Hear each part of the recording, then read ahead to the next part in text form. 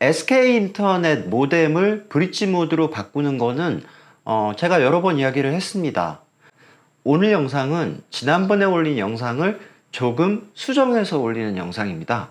그렇다고 해서 뭐 지난번에 올린 영상이 잘못됐다 틀렸다 그런 건 아니고요. 처음 이 영상을 보시는 분들은 그냥 이대로 따라 하시면 될 것 같고요. 지난번 영상을 보시고 이미 브릿지 모드 설정에 성공하신 분들은 뭐 그냥 그대로 하시면 되겠죠. 자, 그런데 이렇게 하는 이유가 있을 거잖아요.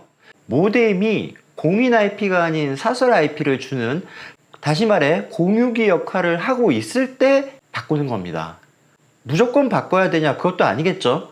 내가 공인 IP가 필요가 없으면 안 해도 되는 거예요.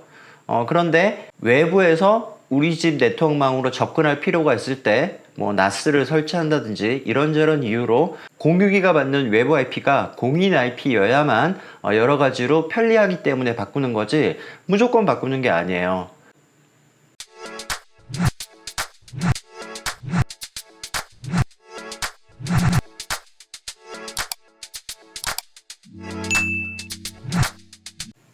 안녕하세요, 베테우스입니다. SK인터넷 쓰시는 분들은 IP 한번 확인해 보세요. 이미 공인 IP를 주고 있다 그러면은 뭐 너무 좋은 거고, 그럼에도 불구하고 사설 IP를 주고 있어서 얘가 모뎀이지만 공유기의 역할을 하고 있어. 그런데 나는 이 공유기가 이런저런 이유로 공인 IP를 받게 하고 싶어.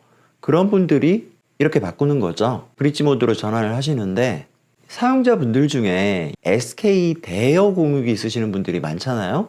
그럼 얘도 SK, 얘도 SK잖아요. 두 개 중에 어떤 게 모뎀인지 헷갈려 하세요.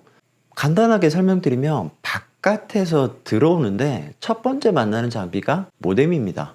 컴퓨터랑 직접 물려있는 장비가 공유기일 겁니다. 거의 그렇겠죠? 지금부터는 실전 사례입니다. 저희 구독자분 중 한 분의 상황이고요. SK 기가비트 인터넷 사용 중이시고 NAS를 새로 설치하셨는데 외부 접속이 안 되는 상황. 딱 들어봐도 이 친구가 사설 IP를 주고 있다 그런 의심이 들었죠. 먼저 이 컴퓨터로 원격 접속을 건 다음 IP 상황들을 확인해 봤습니다.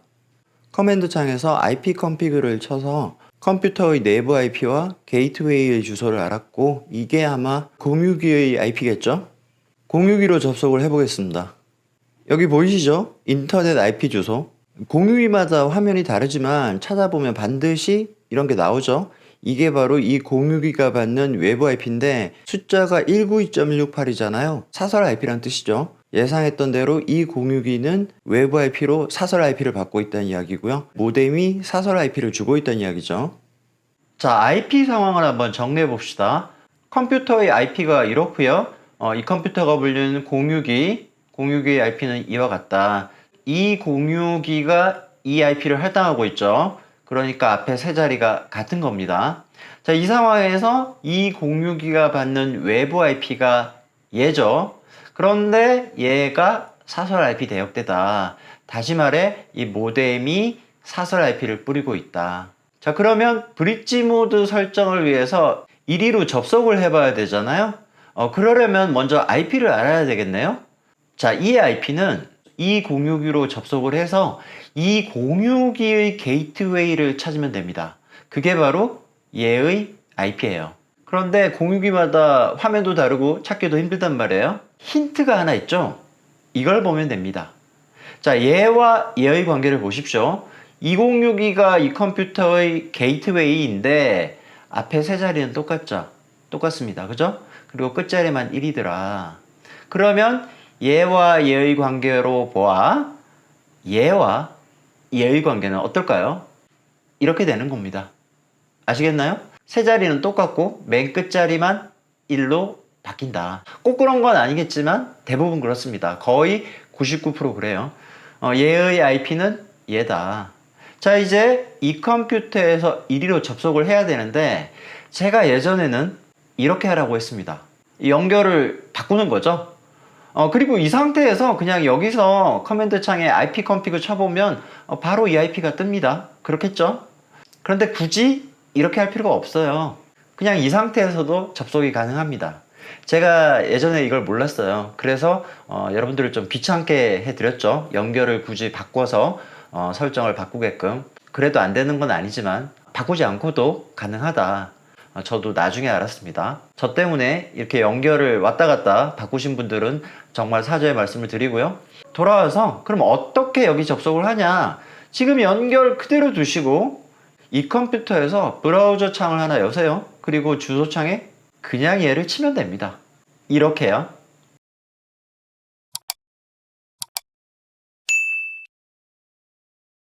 모뎀의 관리자 화면으로 접속이 됐습니다. 물론 이 화면은 꼭 이렇지 않을 수도 있습니다. SK 모뎀이 종류가 굉장히 많아요. 자, 그러면 아이디와 패스워드를 알아야지 접속을 할 수 있겠죠? 자, 여길 보시면 SK 브로드밴드 모뎀뿐 아니라 SK 대여 공유기도 다 똑같은데 관리자 모드를 접속하는 방법이에요. 종류가 되게 많습니다. 하지만 모두 다 똑같다. 일단 아이디는 소문자 어드민입니다. 그리고 비번. 자, 비번을 위해서 모뎀 바닥이죠, 보통. 모뎀 바닥을 보시면 이 사진처럼 바코드 막 있고 또 숫자도 있고 막 그래요. 자, 그랬을 때 웬 바코드가 있으면 여기 끝에 6자리, 지금 요 앞에를 가려놨는데 이게 좀 굵게 표현되어 있습니다. 그래서 누가 봐도 아, 얘가 비밀번호구나, 좀 그런 느낌이 들어요. 그럼 그걸 그대로 적어줘요. 그리고 언더바 소문자 어드민, 아시겠죠? 그런데 이 웬이 없는 모델이 있어. 뭐 이런 애들. 그럴 때는 맥의 일련 번호 끝에 6자리. 끝에 6자리죠. 지금 보시면 점이 들어가 있죠? 점을 빼고 5079A6까지 하시고 역시 언더바 소문자 어드민. 이도저도 안 된다. 그럼 보통 3개가 있을 텐데 그럼 나머지 하나로 해보시는 겁니다. 3번. 아시겠죠? 항상 끝에는 소문자 어드민. 얘가 이와 같은데 주의할 거는 요거는 또 대문자입니다. 이렇게 대문자로 표현되어 있는 경우는 뭐 그대로 하실 텐데 소문자로 되어 있는 경우도 있거든요. 근데 소문자로 치면 안 돼. 무조건 이 끝에 6자리는 항상 대문자로 치고 그 다음에 언더바 어드민, 이렇게 해야 접속이 가능하십니다. 아이디와 비번을 입력하고 로그인을 하면 이렇게 패스워드를 바꿔라, 꼭 바꿔라, 뭐 이렇게 되어 있는데 이거 안 바꾸셔도 됩니다. 어차피 브릿지 모드 변경 이후에는 이리로 접속할 일도 없거든요. 안 바꾸셔도 된다. 자, 그리고 브릿지 모드를 설정하는 화면을 찾아야 되는데 이게 모델마다 달라요. 그러니까 여러분들이 잘 찾아보셔야 됩니다. 지금 이 모델 같은 경우는 여기 있더라고요. 고급 설정. 지금 이 모델 같은 경우는 여기 네트워크 밑에 있는데 대부분 비슷합니다. 네트워크 밑에 WAN, LAN 구분이 있으면 WAN 밑에 있는 거고요. 네트워크와 WAN을 기억하십시오. 여기 보면 운용 모드 혹은 그냥 모드라고 있을 거예요. 디폴트가 넷으로 되어 있을 텐데 얘를 브릿지 모드로 바꿉니다. 그리고 저장하고 나가면 끝입니다. 조금 전에 보여드린 접속 화면 말고 요거는 GNT 2400이라는 애인데 왼쪽에 네트워크가 있고 그 밑에 WAN 그리고 브릿지 네트 설정, 어쨌든 네트워크 밑에 WAN에 있네요. 또 다른 친구입니다. H614G, 이거를 제일 많이 쓰는 걸로 알고 있고요. 얘도 네트워크 밑에 WAN 모드 설정 비슷해 보이는데 얘는 기본 설정 밑에 네트워크 밑에 WAN, 역시 이쪽에 모드 설정이 있네요. 이런 식으로 모뎀의 종류에 따라 설정 화면이 조금씩 다릅니다. 잘 찾아 들어가셔야 됩니다. 자, 이렇게 하면 브릿지 모드 설정은 다 끝난 겁니다. 자, 여기 외부 IP 보이시죠? 아까는 사설 IP였죠. 그런데 지금은 공인 IP 대역대로 바뀌었습니다. 성공적으로 브릿지 모드 설정을 마친 거예요. 이런 식으로 공유기가 외부 IP를 공인 IP 대역대로 받게 되었습니다. 지금까지 SK 브로드밴드 모뎀을 브릿지 모드로 바꾸는 이야기를 해봤잖아요. LG도 비슷합니다. 비슷한데 이 모델 LG HGW1G 이 모뎀은 사설 IP를 뿌려요. 다시 말해 공유기 역할을 한다는 이야기죠. 그런데 브릿지 모드 전환이 불가능합니다. 아예 메뉴가 없어요.